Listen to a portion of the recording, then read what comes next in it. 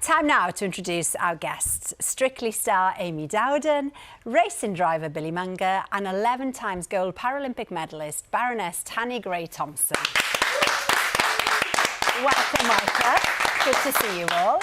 Now, we joke that everyone in Wales knows each other. With 4 Welsh women on the set tonight, there was bound to be a connection. And Amy and Tanni, you have been together before. Yeah, you came to my school to give a motivational, inspirational speech when I was a teenager at St Kennev. That's slightly scary. Hopefully it was motivational, but anyway. Yeah, but the chances are high, aren't they, that we all cross over eventually, Billy. This is what it's like in Wales. Amy, we've got to talk about your documentary. My goodness, it is so brilliant and so open. And you decided, didn't you, to film it just 6 weeks after your 6 days, after your diagnosis. Was that a hard decision? How did you come to that conclusion? Yeah. It was, but because I'd done my Crohn's documentary before and I saw the impact it had for the Crohn's and colitis community, for raising awareness, breaking down the stigma, I don't think if it wasn't for doing that, I would have had the confidence to have done it. Yeah. But I guess I saw the rewards from that. And I was trying to turn such a negative, horrible time into some sort of positive. You know, if I could save one life from this, because early detection does save lives, if people start checking themselves, because if you're not checking who is, then something good would have come out of it. Yeah. Well, let's have a look at what your audience can expect. All I ever wanted to be was a professional dancer. The Strictly Come Dancing star Amy Dowden has revealed she's been diagnosed with breast cancer. The doctor told me I was going to need really strong chemotherapy. I was terrified. You just got to suck it up and deal with it. For anybody going through cancer, there is no textbook. You do what you need to do. Amy Dowden!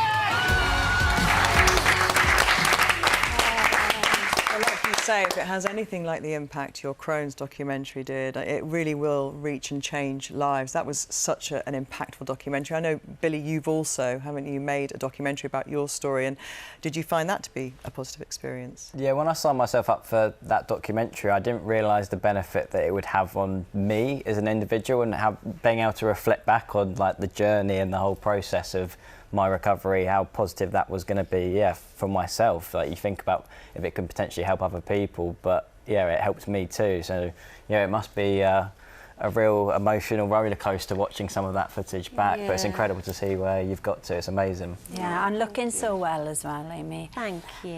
You've also written a biography as well. And this is brilliant because it's your entire story from your childhood, and it's much more about your life than just about the cancer diagnosis, isn't it? Yeah, from my dancing beginning at 8 years old, and, you know, unfortunately my Crohn's battle, to my dancing journey, to Strictly, to obviously my recent cancer diagnosis. But for me, it's like, I'm a typical Welsh girl where, you know, I'm a chatterbox and can't shut up, but I want people to feel like they're sat and I'm, you know, got a cup of tea and I'm just chatting to you. And I really hope as well, because I've been through an awful lot, that it gives people hope, courage, and I just give a few tools of what I've used in my life to get me out of the darker times. And you talk about the support network as well that you have, and it must be really lovely to write about the people who've helped you through every period of your life, right back to those young teachers who helped you as a dancer. I'm a strong believer you are who you surround yourself with, and I'm so lucky to have had the best dance teachers, family, friends, husband, and they've made me who I am today. So I go into quite a bit of detail about them as well. And I'm just like so grateful for it, because it was a bit like therapy for me, going through it all. And actually, at a time where Strictly was taken away from me because I couldn't dance, that I had to process everything. I had to go back into my childhood, looking at things with my Crohn's battle that maybe I kind of put to one side. And it was kind of really good at such a low point to actually, you know, really have to dig deep and process everything and put it down. And I just really hope, again, that it helps others. It definitely will. But, you know, there is so much in the book. But one of the chapters that is great fun is, you know, you getting the Strictly job and dun, dun, dun, turning it down. I know. Amy, Who come on. does that? I mean, you've got to tell us all what happened. So I'm the first ever professional dancer to do that. But look, it all worked out in the end, and you're going to have to read the book to find out why. There was a good reason, we should say, behind no that. spoiler alert. No spoiler alert. So Or I spoiler should have alert, done rather. Strictly in 2016, but I did join in 2017. But sometimes the stars align at the right time for the right reasons. And now you're back in rehearsals and everything's going really well. Yeah. So that's great. Brilliant. Thank you. Brilliant. We can't wait, can we, to see this year's Strictly? No, definitely not. The red wine's ready. Amy's documentary, Strictly Amy, Cancer and Me, will air next Monday at 8 o'clock on BBC One and iPlayer. And her book, Dancing in the Rain, will be out on the 5th of September. Thank you, Amy. All episodes of Amy's brilliant series, Dare to Dance, are available on iPlayer now. Still to come, Tanni and Billy will be telling us why this year's Paralympics in Paris might just be a match for the brilliant Paralympic Games of London 2012. Well, that would be a thing, because that was rather spectacular, wasn't it? Now then, Tanni, you were a legend on the track and in the commentary booth. Paralympics coming up. Yep. How do you think these games in Paris will compare to past games? Oh, it's going to be amazing. I think the city has got really ready for the games. But if you look at the coverage from Seoul, which was my first games, which was probably way before you were born, there was 1.5 hour programme narrated by Cliff Morgan, famous Welsh commentator, about 6 weeks later. Well, that was it. That was it. 6 weeks later. 6 weeks later. Yeah.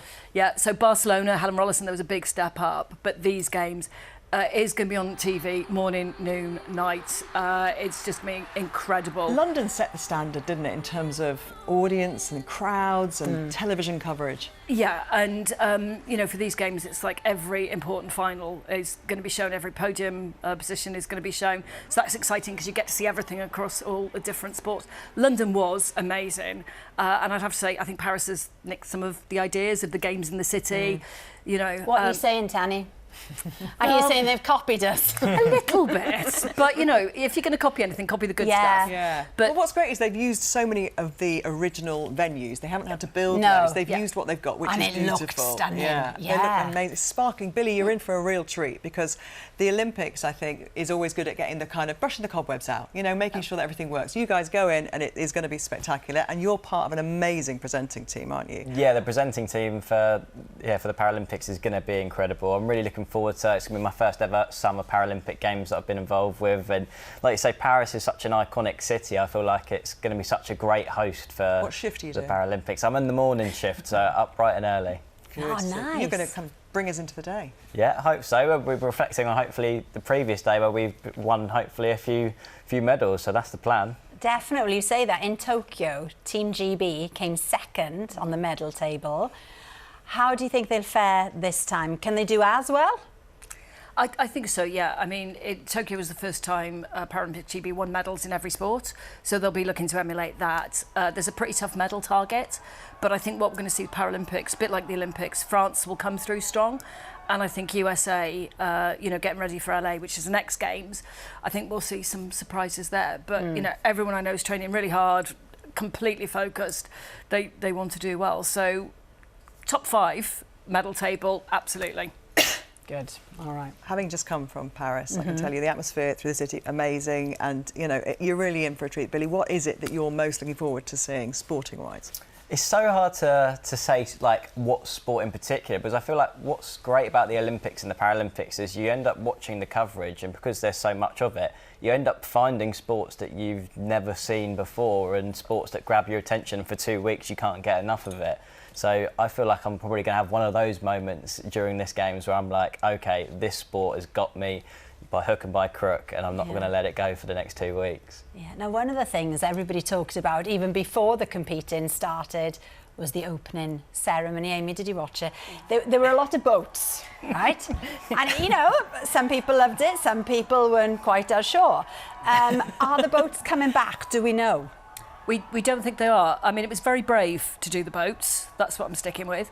It's going to be Place de la Concorde and Champs-Élysées. It's a big secret at the moment, but I think what we're going to expect is the athletes will be the heart of it. Because what people forget, the stadium's lovely, but athletes don't see any of the opening ceremony. They spend 4 hours outside, they've eaten their sandwiches, and you sit around waiting, and you come out, and it's the end. Yeah. So with the Olympics, the athletes were part of it.